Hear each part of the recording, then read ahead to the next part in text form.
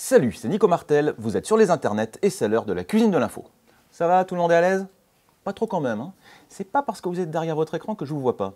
Toi là, remets ça dans ton nez s'il te plaît. C'est bien. Allez, c'est parti. Aujourd'hui, je reçois Aude Favre, journaliste, créatrice de la chaîne YouTube Aude What the Fake et à l'origine d'un projet de rédaction citoyenne contre les fake news. Oui, parce que même quand on est une super enquêtrice, c'est tout de suite plus facile quand on a des coéquipiers. Regardez Vera dans Scooby-Doo. Est-ce qu'elle arriverait aussi bien à démasquer les faux fantômes sans l'aide de Sammy et Scooby? Oui. Fred? Oui. Daphné? Ah ben oui. Bon, ok, mauvais exemple, c'est pas grave. Aude, bonjour. Salut. Vous êtes qui, vous, encore? Je suis ton pire cauchemar. Madame Bromure, ma prof de physique en 3e. Non, je... Cousin Gaëtan, celui qui mettait des sauterelles dans mon slip au camping. Non plus, mais... Ah bon, c'est bon alors, ça va, vous pouvez rester. Par contre, vous vous tenez tranquille, hein, je suis en interview, là. Donc, Aude, est-ce que tu pourrais nous parler un peu de ta spécialité?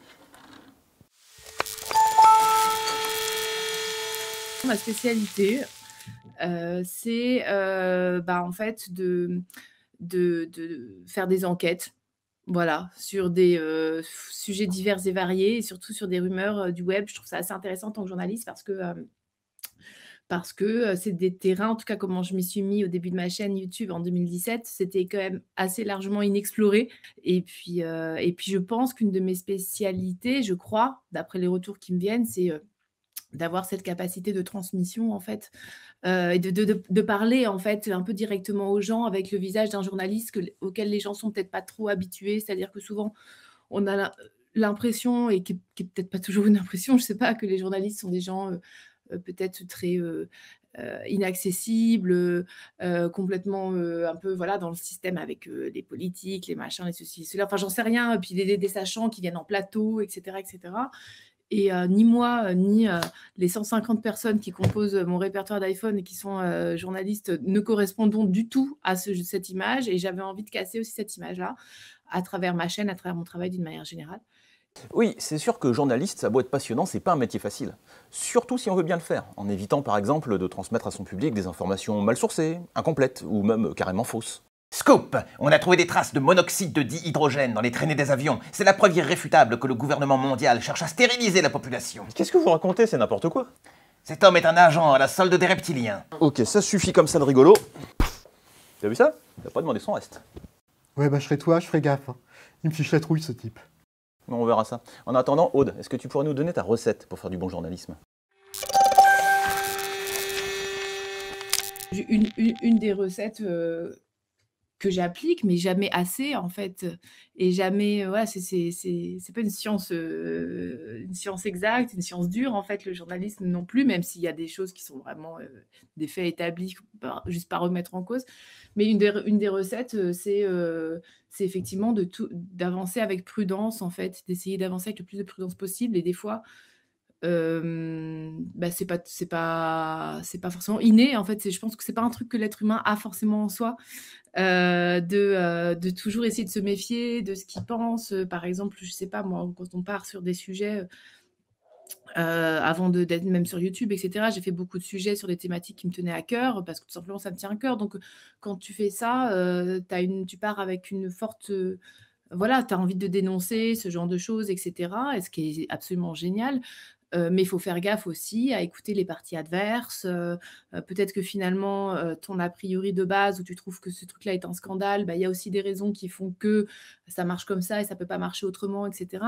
Et donc, c'est cette difficulté-là, en fait, qui est aussi passionnante. Mais c'est une de mes recettes, si on peut appeler ça comme ça. Donc, partir de l'idée qu'on se plante, avancer avec prudence et surtout, écouter ce que les différentes parties ont à dire, même celles avec qui, a priori, on n'est pas d'accord. Bon, comme ça, je dirais que c'est facile. Moi, je fais ça tout le temps. Ah bah cool, tu vas pouvoir te réconcilier avec ta mère. Non, ça, c'est mort, t'oublies. C'est pas parce que t'aimes pas son nouveau copain que tu dois plus lui parler. Hein. Tu sais ce que j'en pense? C'est une sangsue, ce type. En attendant, c'est moi qui l'ai au téléphone 10 fois par jour, ta mère. Eh ben, change le numéro. Désolé, Aude, hein, tu sais ce que c'est, une histoire de famille. Scoop! Info ou mytho, c'est du pipeau. C'est soi-disant journaliste qui prétendent... Scoop! Nico Martel ne change de chaussettes qu'une fois par semaine. Bah, c'est la vérité, ça. Hein? Ah!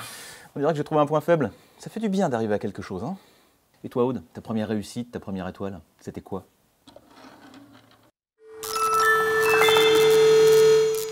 première étoile, ça a été vraiment de recevoir comme ça ces commentaires spontanés qui me disaient: «Mais c'est génial, en fait, je pensais pas que les journalistes étaient comme toi, j'apprends plein de trucs et tu me réconcilies avec la profession» et ça franchement mais en fait, à la fois, je pense qu'il y a un besoin, il y a presque une demande aussi, hein, de beaucoup de gens d'essayer de comprendre comment ne pas se faire, avoir sur internet et à la fois pour moi le nœud de tout ce marasme-là de fake news, c'est qu'en fait, on est dans une société qui ne se fait plus trop confiance. Et notamment quand une société n'a pas confiance envers les professionnels qui doivent rapporter des faits, ah bah, ça donne n'importe quoi et donc en fait, globalement, c'est vrai que l'idée de cette rédac citoyenne, que j'ai eue avec, Sylvain Louvet notamment qui est, voilà un de mes acolytes, ça a été de se dire: «Mais heu, finalement quand tu es journaliste, tu es aussi très seul, tu manques de compétences pour beaucoup de choses. Moi, il y a plein de choses où je suis nulle, quoi. Enfin, franchement, c'est un scandale. Et puis des choses, où c'est vraiment mon domaine, j'adore, enfin comme tout le monde, je pense, en fait. Je me dis: «Mais pourquoi, en fait, on s'allierait pas tous, ensemble avec les gens qui le souhaitent pour essayer de démêler le vrai du faux sur un certain nombre de sujets?» Je veux dire, il y a des gens qui sont, des scientifiques qui ont un esprit très rationaliste comme ça, très scientifique et cetera.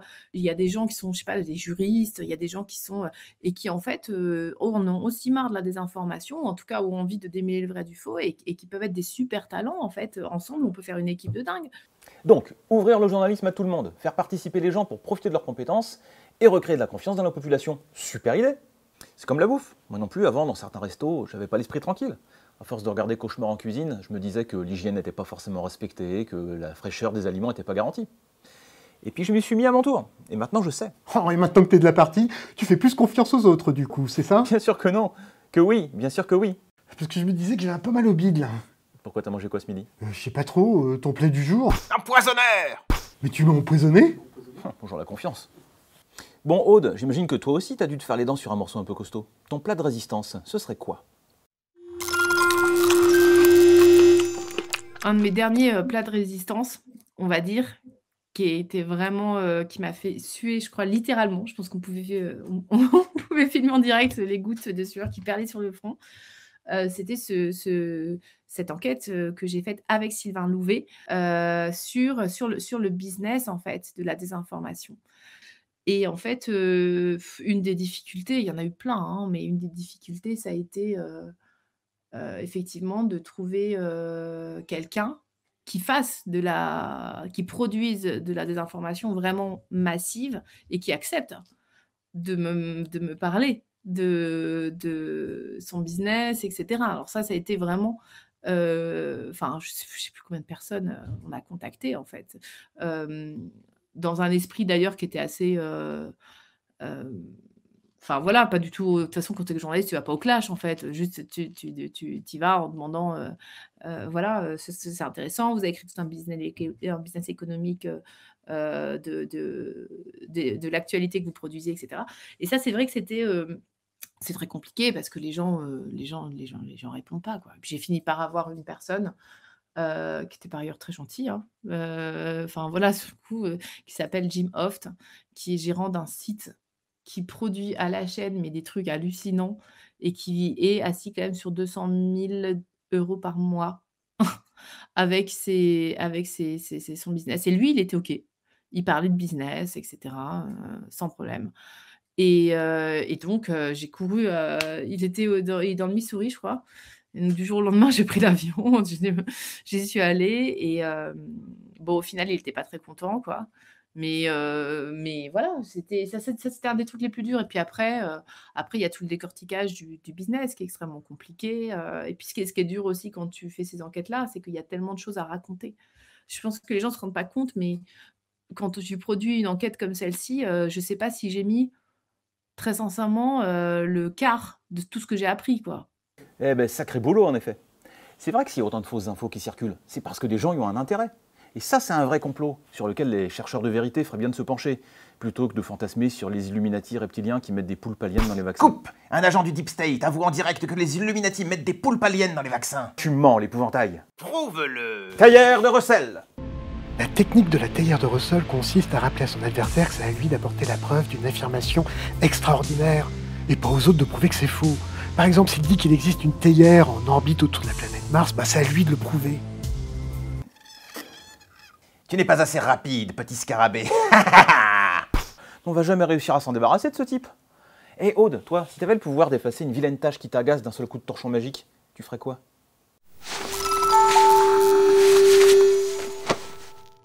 Je rêve que, en fait, tous les, toutes les personnes qui mobilisent leur énergie, mais de dingue, qui est une belle énergie, en fait, pour lutter contre des soi-disant complots qui n'en sont pas, ou en tout cas, il y a rien qui le démontre, et cetera. Je rêve que cette énergie-là soit canalisée sur les vrais problèmes, en fait. Je rêve que toutes quand moi, c'est ça qui me rend dingue, c'est que je vois la déperdition d'énergie, quand on voit l'enjeu absolument dinguissime du climat, l'enjeu dingue de, je sais pas, l'évasion fiscale, enfin les vrais sujets, la représentativité, la démocratie. Je veux dire, c'est pas des petits sujets ça. Et les gens se battent contre un soi-disant réseau pédosataniste qui boirait le sang des enfants en dominant le monde avec Hillary Clinton. Enfin, moi, ça, j'aimerais que les gens canalisent cette belle énergie, très sincèrement, sur des vrais problèmes. Et qu'est-ce qu'on serait sauvé, en fait? Je pense que la planète serait sauvée. Voilà. Mais oui, canaliser l'esprit des gens sur les vrais sujets importants, plutôt que de les laisser la gaspiller sur des théories conspi-zinzin. Ça serait l'idéal, mais c'est plus facile à dire qu'à faire. Pauvre naïf. Si seulement tu connaissais le pouvoir de mes théories. Ah oui? Et elles viennent d'où, vos théories? C'est vous qui les avez inventées? À quelle sombre puissance dois-tu ton pouvoir? Et c'est quoi vos sources?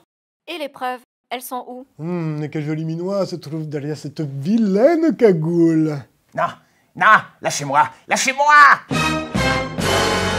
Donald! Donald! Un reptilien? Nico? Moi? Fallait s'y attendre, c'était du vent. Bravo les amis! Et oui, je l'ai toujours dit, on travaille mieux en équipe. Tu voulais même pas appeler ta mère, c'était mon idée. Voilà, l'émission touche à sa fin. Merci Aude, merci maman, merci à tous et merci à vous pour votre écoute. N'hésitez pas à nous laisser un petit commentaire ou un pouce en l'air, ça fait plaisir. On se retrouve très bientôt pour un nouvel épisode de la Cuisine de l'Info. C'était Nico Martel. Gardez l'esprit critique.